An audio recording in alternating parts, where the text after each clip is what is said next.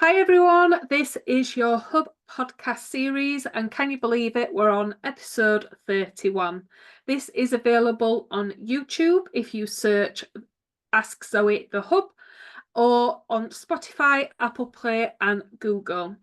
Don't forget to subscribe, guys, so you can gain access firsthand to all new episodes that come up in 2024 and 2025. So, the topic of conversation for the month of September is, you guessed it, I alluded to it in August about getting your ducks in a row with your 90-day plan.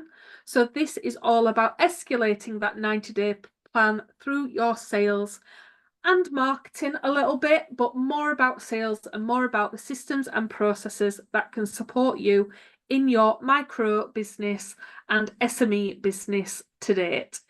We always bring an expert on every episode to share their opinion and view because, as you know, guys, we don't know it all, even though we like to portray that. And I'm sure you can sometimes agree in your professions, but we aren't an expert of everything. And we believe inviting those that have a different perspective on it so you can learn from myself and the expert. So without further ado, you can see him on screen, and you're going to hear him very shortly for those listening on podcasts, Spotify and Apple. Stephen, do you just want to introduce yourself to our listeners, please? Hi Zoe, yes, thank you very much. My name is Stephen. I currently work with the Federation of Small Businesses, helping support self-employed small business and SME businesses from one-person business right the way through to 249 employees. Been in sales since I was 13, so yeah, interested to help you out and share what I know. Amazing. And that's definitely why, guys, you may be listening to this and thinking, so why bring someone from FSB into the hub? And ultimately, as Stephen has just spoke about there, he's been selling since the age of 13. And I've known Stephen through the network, through the growth community, and you know, yes, he's part of SFB, but his knowledge spans, decades. And I think it's important to get that perspective from an expert, from his own experience, running his own business, but also in the role that is within FSB to date. So do you just want to share, Stephen, a little bit more about your background and your experience and, how come you have been selling since the age of 13? Yeah, no problem. So my dad always told me I always wanted pocket money, as we all did, and Yeah. always wanted money to go out with my friends and do stuff. But Dad said, if you want money, you need to go out and earn it. Mhm. So where I used to live down in Surrey, you had a big market called Blackbush. It disappeared in Yeah. the 90s, unfortunately.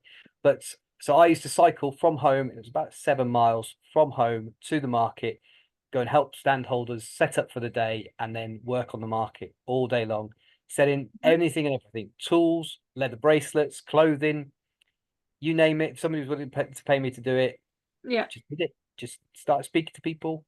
Um, Anybody and everybody. Yeah. It was a fantastic experience to get me involved from the very beginning. And I kind of view it now as a little bit like my superpower. The Yeah. ability to not have any fear about speaking to people, Hmm. finding out, what it is that they're looking for, how I can help, and how I can serve them, really. Yeah. And ultimately, that's why I wanted you to come on, because for me, I like to keep it simple, and I'm always talking about it within the hub community, about keeping it simple within your marketing, keeping it simple within your sales. And ultimately, for me, sales is just having a really good quality conversation. How I normally explain it in reference to that topic is, your marketing is your shop front window, and your sales are what happens from when that customer walks in to when they walk back out again. So it's all about, your customer experience, your sales and your processes, and how you're going to guide them from that front door, coming into your business to the till and back again.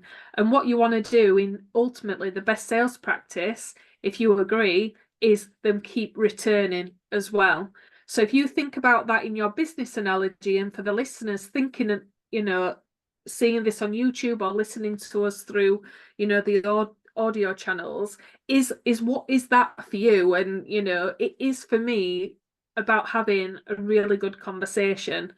A lot of people say to me, you can build rapport very quickly. How do you do that? And I'll always go back to, well, I had a part-time job when I was 13. When I got into my teens, I had a couple of part-time jobs because very much I come from a working class background. I was told if you want it, you've got to earn it ultimately. And I believe my kind of sales and my experience started from that young age. So it's nice to see that you agree, Stephen. But why do you think, businesses should be looking at sales right now in their business and making sure they've got the right, systems and processes to back that sales experience and journey up for the customer? I think everybody's in sales. I don't think it doesn't matter what you do, what industry you're in, what service you provide. I think we're all in sales. From the initial contact that we have with a client, that might be the first time they see you as they walk into your premises. It might be the first contact they have with you on the phone. How you come across to speak to them is incredibly important, and you never get a second chance to make a first impression on somebody. And you know, for any business, doesn't matter how bad it is at the moment or how great it is at the moment, people will always come back to you for how you've treated them and how you've made them feel. Mhm. And that I think is really important for Yeah, all of us going forward. yeah, We need to look after our customers, making sure that when they come in, you things are presentable, things are as they would expect. mhm, yeah, You wouldn't walk into Harrods and expect to have an Aldi experience. yeah.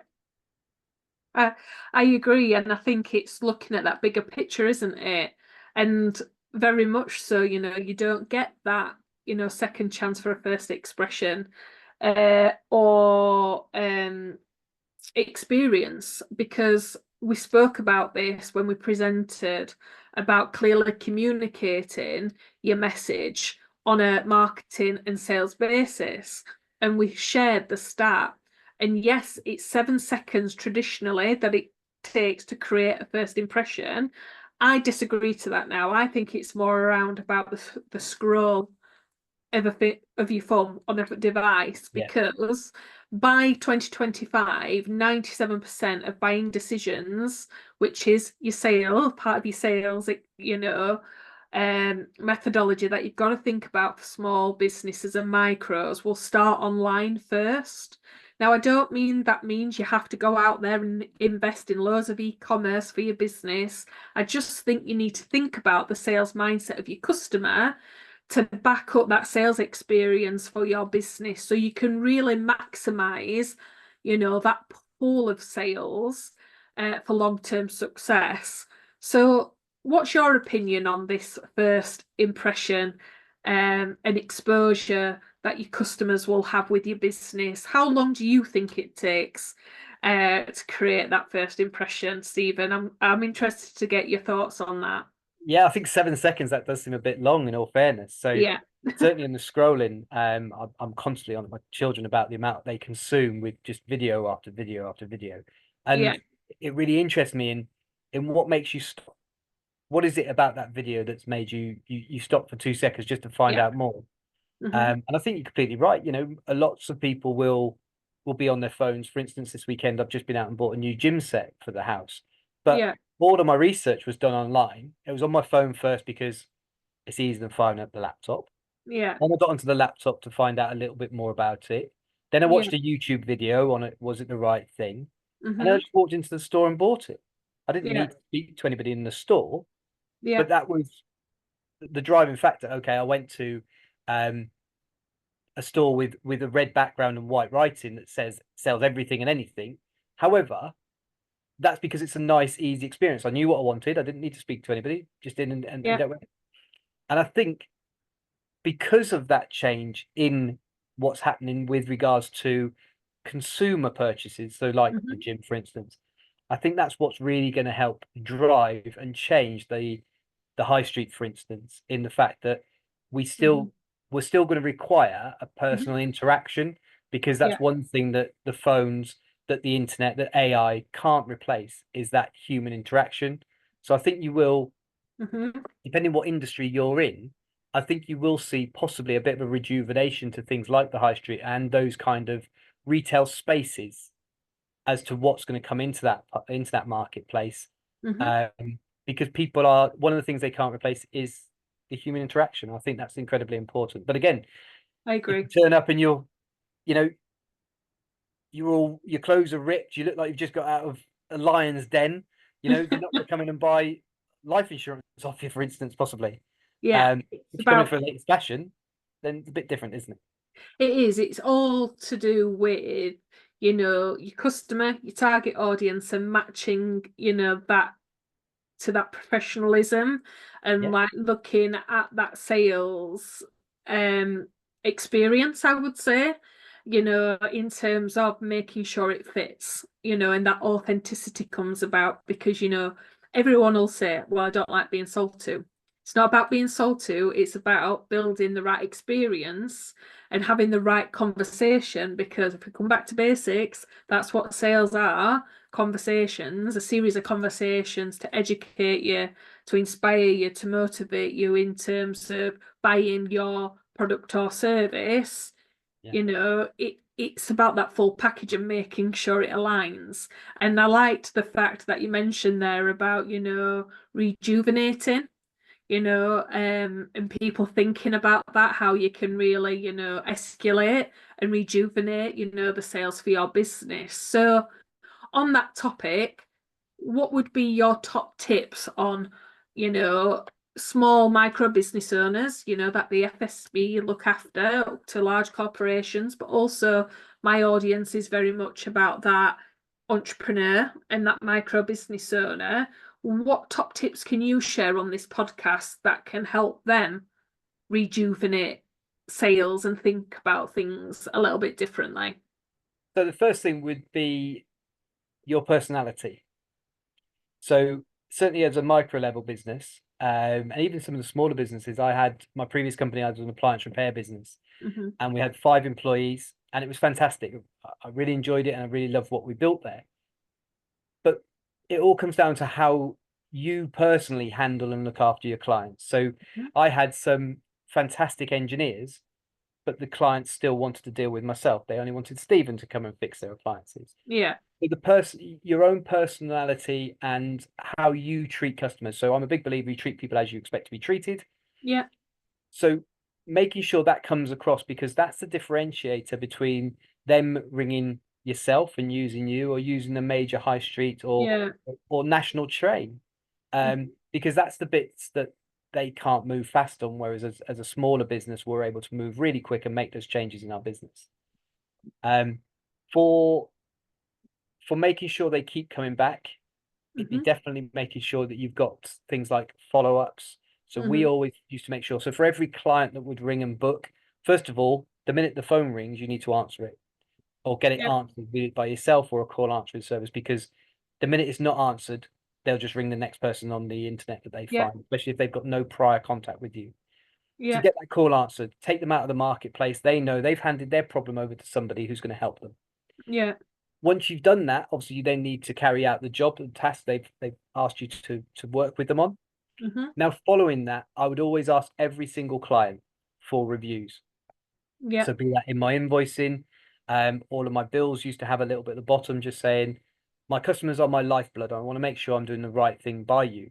In order for me to help other clients and also help yourself, one, to know if I'm doing good, but also to know where I'm doing bad, could you please leave us a review? Really simple. Just open it up to them. You're not saying you're good, you're not saying you're bad, but you're just Yeah. saying, can you please let us know how we got on? And Yeah. we got some phenomenal reviews, and it was really, really good. And in the beginning, good reviews are great because it makes you feel really good. Yeah. But you don't learn anything by people telling you you're good all the time. Yeah. It was only the handful, and there was only a handful in 5 years of running my business, of clients where unfortunately we dropped the ball. But they're the ones that we really learned from, and you can't hide away from it, especially Right. with the likes of the internet now. It's really quick and easy to go on and tell everybody what you think and feel about something. Yeah. So making sure you go through and you actually you look after those clients, because again, back to the very beginning point, it's personable. It's about you and your business. So if you have dropped the ball and let somebody down, how you stand up and then deal with that problem really sets you apart from everybody else. Because Yeah. large national businesses, if they drop the ball, they just go, oh well, one of those. Yeah. Whereas for yourself, really important you get that right and Hmm. learn and move from it, really. 100%. And it's weird that you've mentioned that, because I think I'll just share a little bit of an experience that I've had in my own business. So, I was taking calls, and I'm not going to state names, but I was taking calls from a very large company that is currently in the market that is called or has my name in its title. And their help centre is called Ask Zoe.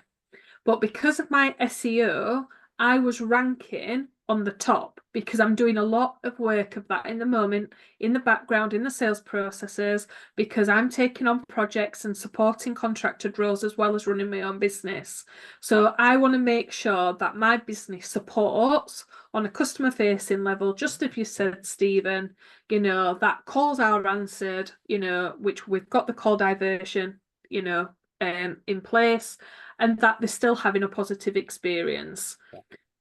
So some of these calls that were being transferred to me and I was calling back actually weren't for my business. They were for said company.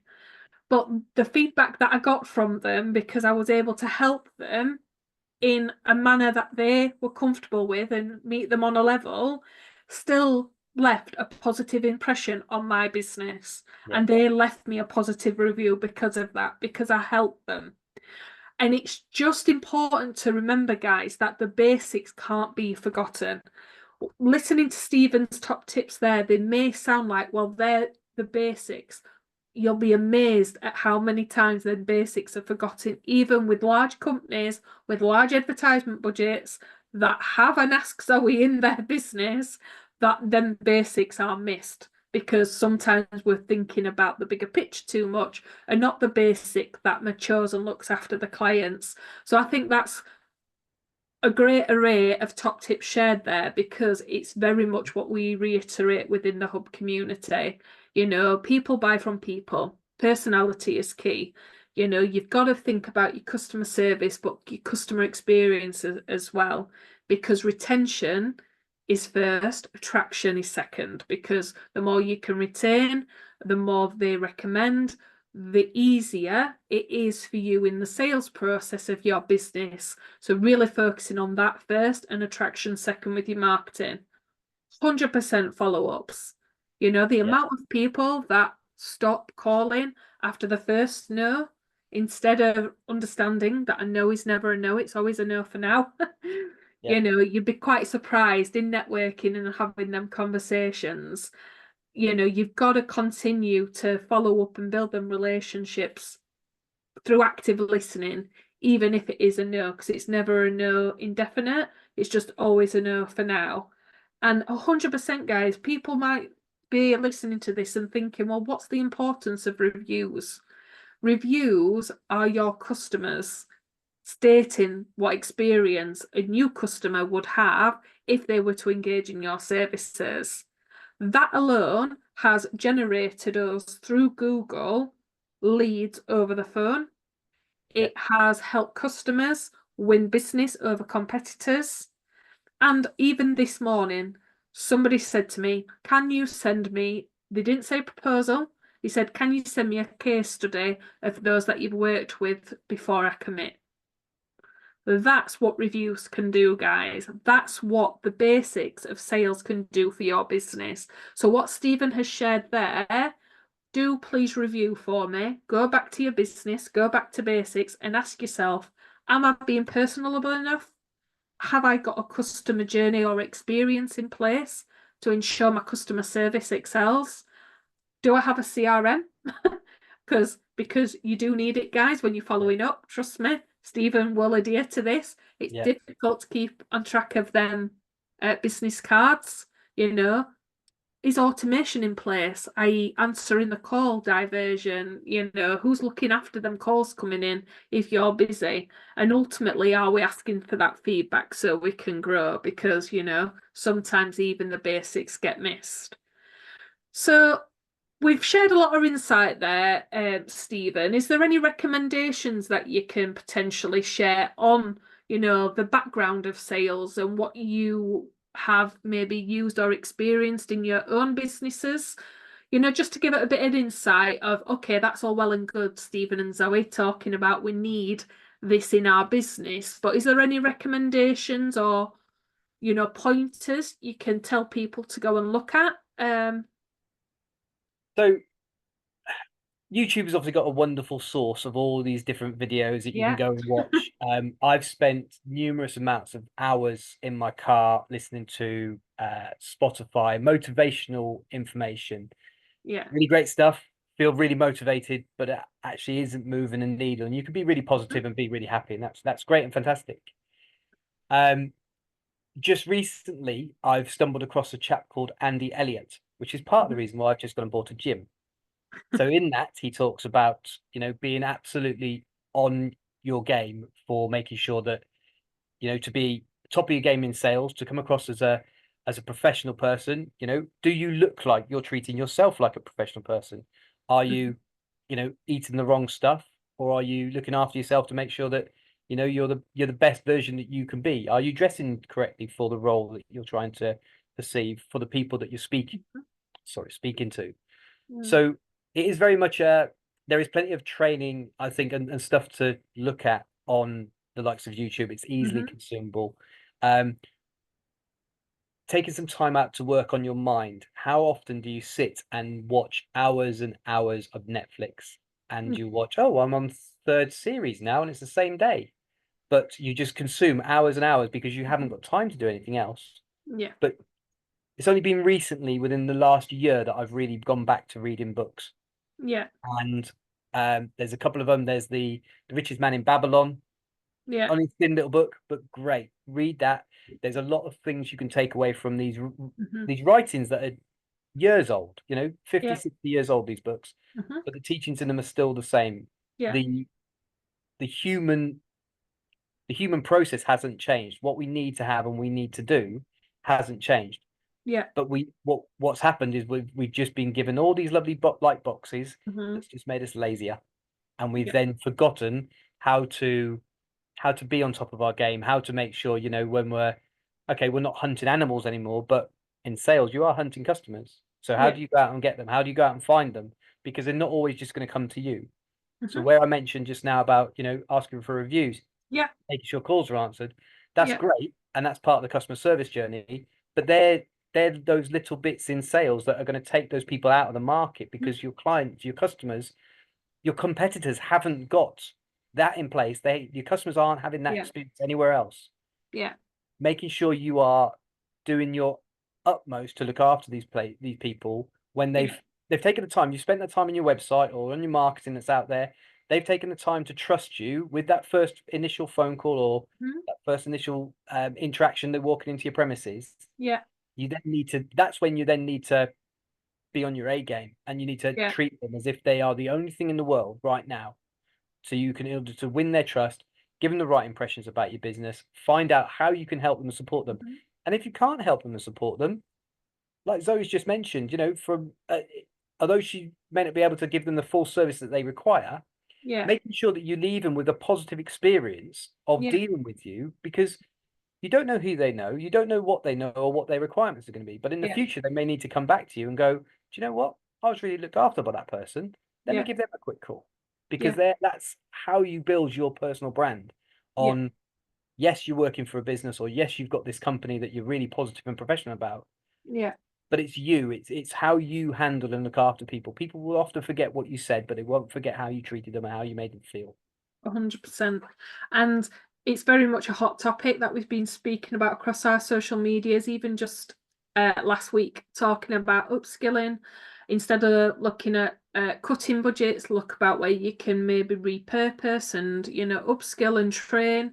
Um, what I just reached for there is a book that I kind of review because it's very niche to professionals, consultants, and coaches about getting clients now. If you can see that on the YouTube channel, that is by Hayden. And I bought this secondhand. I know we're sharing kind of resources over the podcast channel, but it doesn't have to cost a lot. As Stephen mentioned, there are loads of how-to videos on YouTube. There is Spotify with lots of motivational and inspirational topics and top tips. Even just this morning, I shared a snippet from Stephen Bartlett's podcast on appreciating value. So do go and check that out across on the Ask Zoe channels. Just search Ask Zoe01 and you'll find all of our platforms with that social media handle.